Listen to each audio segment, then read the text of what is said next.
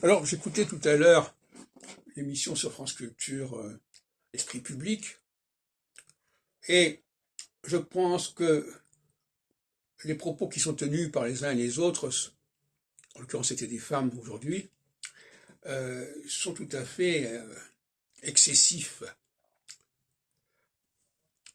Pourquoi ils sont excessifs? Parce que les gens manquent de visibilité. Ils ne connaissent pas la loi des cycles, la loi des 7 ans qui succèdent à 7 ans, et donc ils vont croire chaque fois qu'on entre dans une ère nouvelle, dans un ordre nouveau, ce qui est une plaisanterie. L'astrologie est là pour nous dire qu'il n'y a pas d'ordre nouveau, il n'y a pas de changement majeur. Je ne dis pas que certains astrologues ne le font pas, mais ça c'est un autre problème.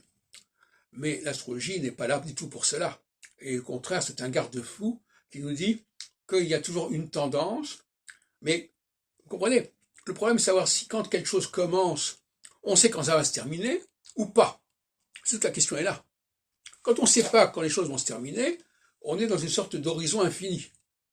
Quand on sait que ça va durer 5 ans ou 7 ans, comme par exemple pour les élections, on ne peut pas spéculer de la même façon.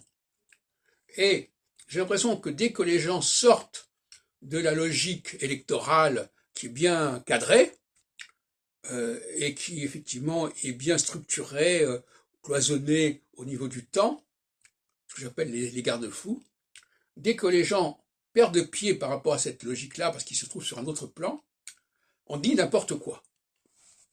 Donc on passe à une espèce de schizophrénie, on passe d'un discours électoral, de calendrier électoral extrêmement structuré, extrêmement cadré, extrêmement circonscrit, avec des échéances bien précises.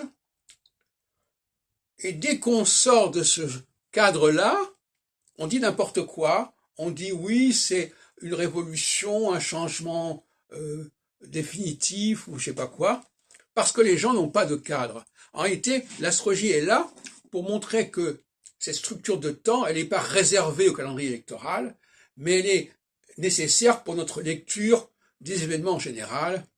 Et donc, il faut arrêter d'être comme ça dans une sorte de noyade mentale. Voilà, c'est un nouvel ordre du monde, etc.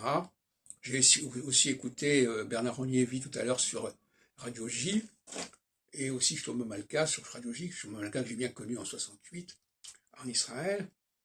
Et non, il faut garder raison garder, et l'astrologie nous invite à ne pas spéculer sur des changements majeurs qui n'existent jamais.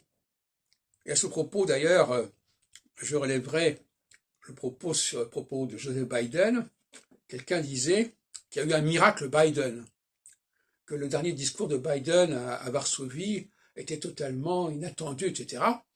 Et ça correspond peut-être effectivement au changement du passage de la phase solsticielle équinoxiale, puisque tout d'un coup on s'aperçoit que ce personnage qu'on croyait un peu falot est quand même assez solide, et il est possible que ce soit la phase équinoxiale qui leur donne une nouvelle énergie.